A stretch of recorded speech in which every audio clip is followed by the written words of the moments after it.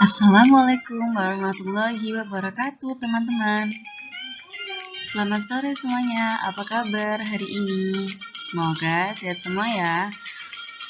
Baik, perkenalkan, nama saya Hilma Abzatul Husna. Di sini saya akan mempresentasikan sebuah materi. Silakan disimak. Asesmen psikologis adalah proses pengumpulan data, mengintegrasikan data-data psikologi yang bertujuan untuk melakukan evaluasi psikologis yang akan dicapai melalui penggunaan berbagai alat atau sarana seperti tes, wawancara, studi kasus, pengamatan perilaku, dan prosedur pengukuran lain yang dirancang khusus.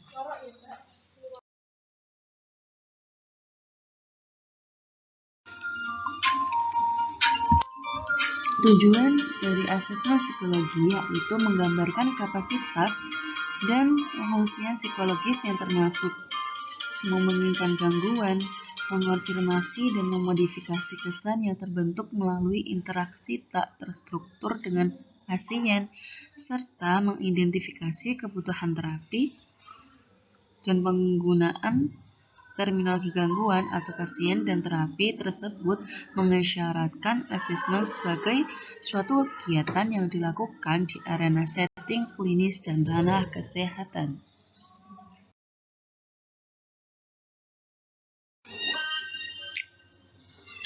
Alat atau sarana tes asesmen psikologis diantaranya tes psikologi, yaitu alat atau prosedur yang dirancang untuk mengukur variabel psikologis, intelijensi kepribadian, bakat, minat, sikap, dan nilai. Objek pengukuran ini tempel pada perilaku yang berupa respon terhadap kuesioner yang tertulis atau jawaban lisan atas pertanyaan. Kemudian, yang kedua yaitu interview. Interview adalah metode pengumpulan informasi melalui komunikasi langsung yang melibatkan pertukaran timbal balik. Cara pelaksanaannya bisa face to face atau mungkin via telepon. Kemudian portofolio, yaitu kumpulan karya atau hasil pekerjaan yang menyatakan kemampuan dan prestasi seseorang. Dapat berupa paper, kanvas, audio, video, atau media lain. Berfungsi sebagai bukti kemampuan dan hasil karya seseorang. Portofolio dapat menjadi bahan evaluasi yang berhubungan dengan kepribadian. Kemudian data riwayat kasus. Jadi ini adalah seperti rekaman atau transkrip dan catatan lain dalam bentuk tertulis yang mengandung informasi kearsipan resmi, informal, atau segala data lain yang relevan mengenal subjek. Data ini berguna dalam menggambarkan kondisi subjek di masa lalu, misalnya saat trauma. Kemudian observasi perilaku, yaitu pengamatan tindakan seseorang atau beberapa orang menggunakan sarana visual atau elektronik sambil mencatat atau merekam informasi kuantitatif atau kualitatif terkait dengan tindakan tersebut. Kemudian role play test. Ini adalah sarana asesmen di mana subjek diarahkan untuk bertindak seolah-olah mereka sedang berada dalam situasi tertentu. Role play ini tidak selalu berhasil menggambarkan perilaku, namun tetap dapat digunakan terutama apabila setting nyata terlalu menghabiskan waktu. Kemudian CAPA, Computer Assisted Psychological Assessment. Komputer sudah seperti pensil kedua untuk tester, karena membantu proses scoring hingga pembuatan laporan. Jadi dalam ini komputer tidak hanya berperan untuk tester, melainkan untuk testi ketika mengerjakan tes. Kemudian bisa menggunakan rekaman video atau alat tes psikologi lainnya.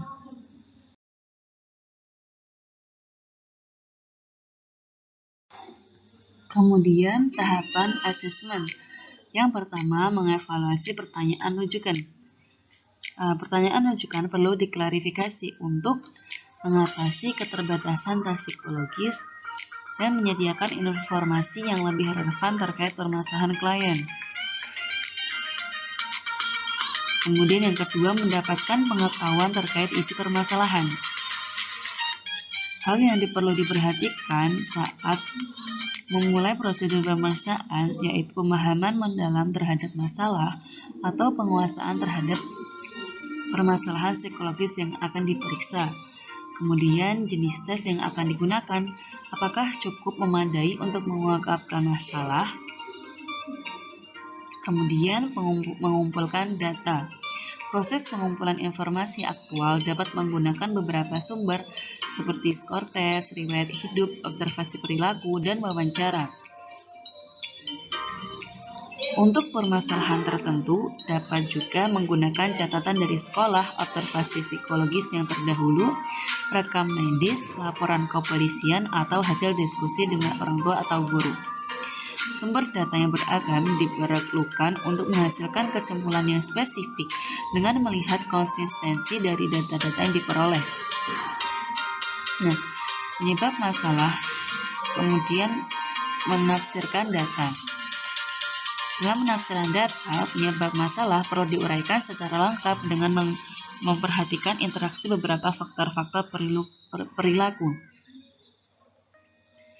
seperti faktor pengaruh, faktor yang penguat, dan biasanya melibatkan 7 tahapan. Yang pertama, pengumpulan data awal, mereview pertanyaan, rujukan, dan data riwayat permasalahan klien.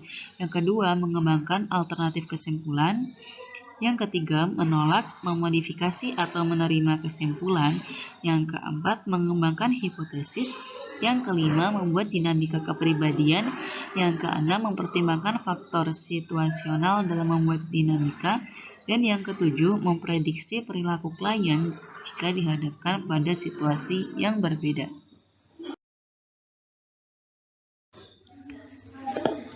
Kemudian teknik-teknik asesmen.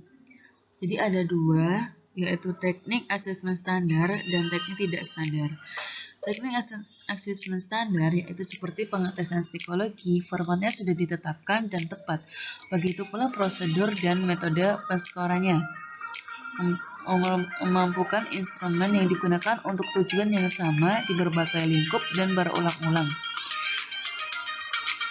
Dia standarisasi dan menginginkan keseragaman dan objektivitas universal. Kemudian teknik tidak standar yang biasa digunakan pada konselor untuk menganalisis individu di berbagai lingkup. Teknik ini lebih mengutamakan pendekatan yang luas, variatif, dan lebih subjektif kesannya saat mengumpulkan dan menginterpretasikan data untuk mengasesmen manusia. Etika pemeriksaan psikologis. Yang pertama, membangun hubungan profesional. Hubungan antara klien dan psikolog disebut profesional apabila kondisi, tujuan, dan dasar dari hubungan tersebut telah dibahas dan disetujui oleh kedua pihak.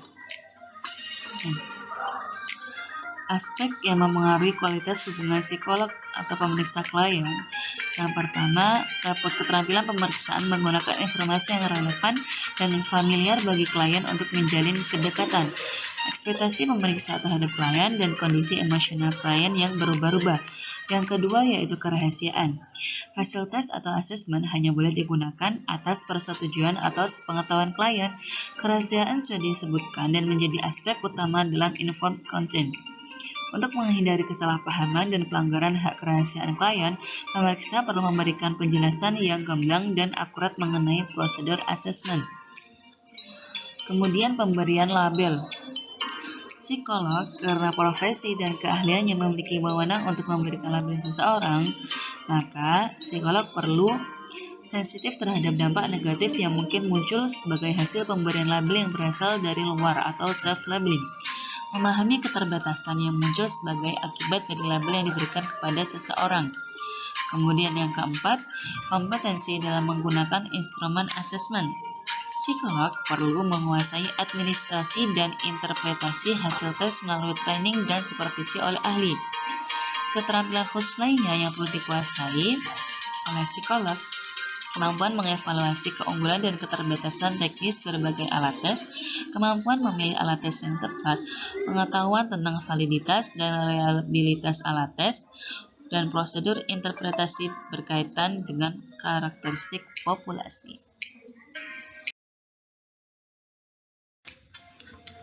Baik, cukup sekian presentasi yang dapat saya persembahkan. Mohon maaf apabila banyak kesalahan. Terima kasih. Wassalamualaikum warahmatullahi wabarakatuh.